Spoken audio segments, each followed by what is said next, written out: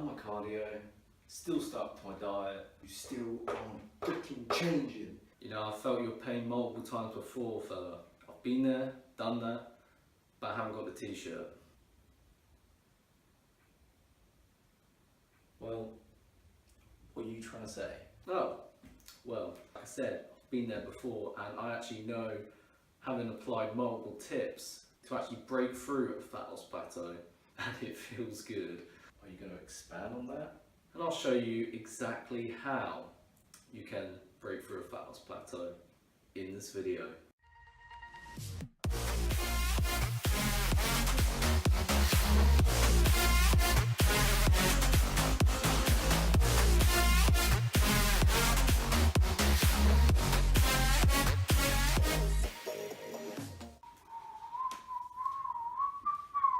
Alright, so before I get into this video, I want any of you who are currently experiencing a fat loss plateau to actually just chill and relax, okay? Because stressing and all that is only going to make it worse. So calm. It's only going to get better after watching this video. Now, before I go through the more obvious things, the more obvious ways you can break through a fat loss plateau, first thing I'm going to say is take a deeper look into your diet, okay? Now, what a lot of people get wrong is that they're like, oh, I'm tracking everything, I don't know what's going wrong. Are you really tracking everything? Are you writing down everything you're putting into your mouth? Okay, let's just take a moment for those with a more dirty sense of humour to laugh at that. Little things that you seriously don't think is worth tracking really is actually worth tracking. Something small, let's say olive oil, right? If you're having the suggested serving, which is a tablespoon, 15 grams, breakfast, lunch and dinner, you're actually consuming about 150 calories more than you think every meal. That is the difference, that could be the difference between eating at maintenance level and being in a 500 calorie deficit. That's pretty big if you didn't know that. So just make sure you're actually writing down everything you consume. Obviously there's sugar-free Tic Tac that may contain 1 calorie per Tic Tac and you only have 1. Honestly, that's not really worth tracking. But the little things that, like vegetables, people don't think they need to track vegetables because yes, they don't contain many calories, but large servings can contain more calories than you think. So take a look, just take a deeper look into your diet, and you may actually realize that you are not in the calorie deficit that you need to be in order to lose fat, hence why you're not losing it. Number 2, simple, if you're not losing weight, eat less, decrease your calories. Do not be drastic, do not cut out all your carbs and fats and chicken and broccoli and then protein shakes here and there. You're going to make life very miserable for yourself. Do it slowly, okay? Maybe 100, 200 calories, depending on how much weight you wish to lose, how long you've been dieting for. Just take it slowly. But yeah, if you're not losing fat, one thing you may have to do is decrease your calories in order to put yourself in a calorie deficit that is large enough for you to actually burn fat.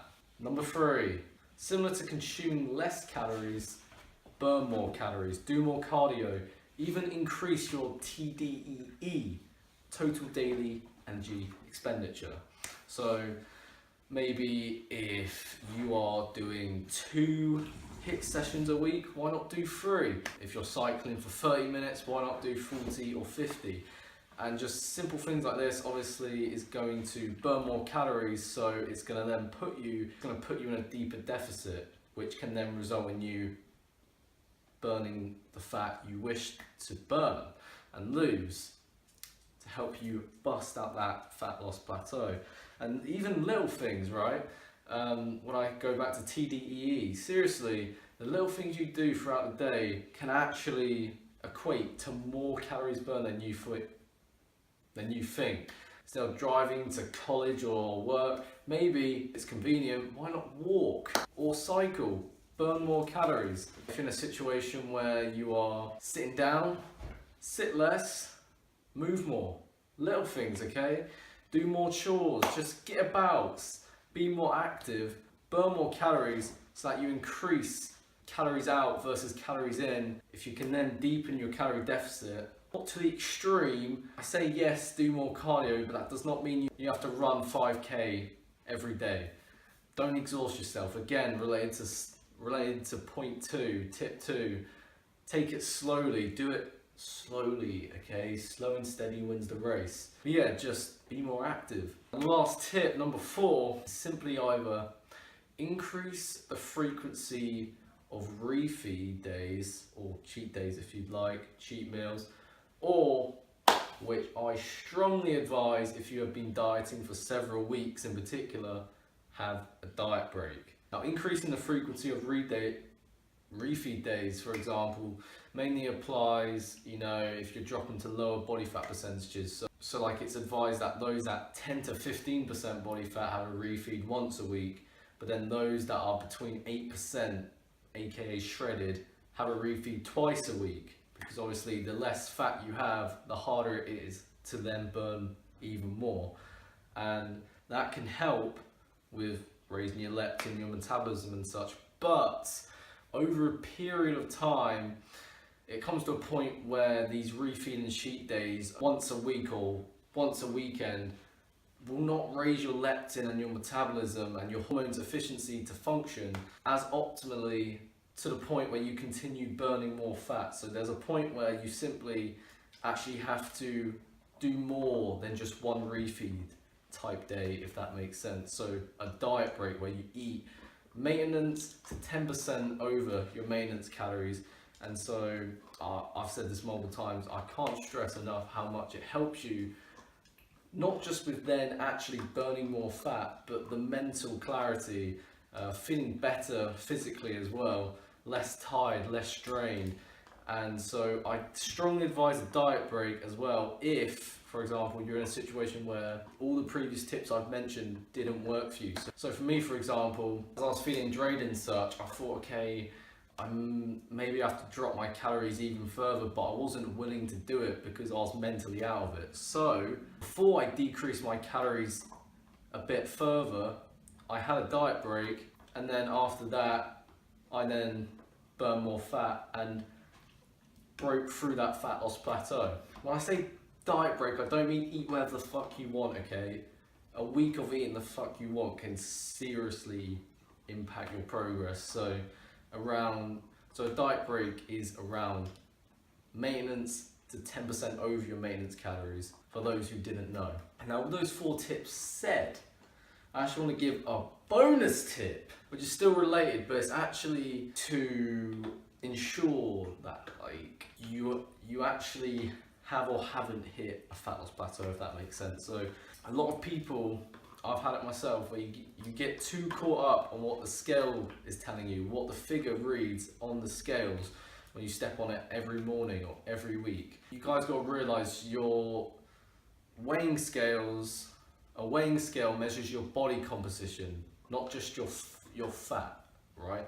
Fat is part of your body composition, okay? Scale will also measure your water weight, your muscle mass, your bones, everything that contributes to your body composition. So take progress pictures, okay? Even though the scale may be staying the same, if you take progress pictures, you may actually find that you have changed, you have actually lost fat, and you look a lot better and lighter. Your waist looks smaller, your abs look more defined. So even though the scale's not changing, you actually have lost weight. So a prime example being those that are new to training may actually still make gains whilst in a deficit. So as they're losing fat, they're then building muscle. So it's very hard to tell with the scale, like, are they losing fat or not? So if you take progress pictures, you may be able to find out. So if you then see that you are still losing fat, you don't then need to apply all these tips and such, because it's actually going well when before you didn't actually know that. Those are the 4 tips plus a bonus tip which you can use yourself to bust through and break through a fat loss plateau. Oh, that stinks. Anyway, hope you enjoyed the video. Make sure to give this video a thumbs up, comment down below, subscribe to the channel if you're new, stay tuned for future content. So this video is going to be uploaded on Friday. See you on Monday.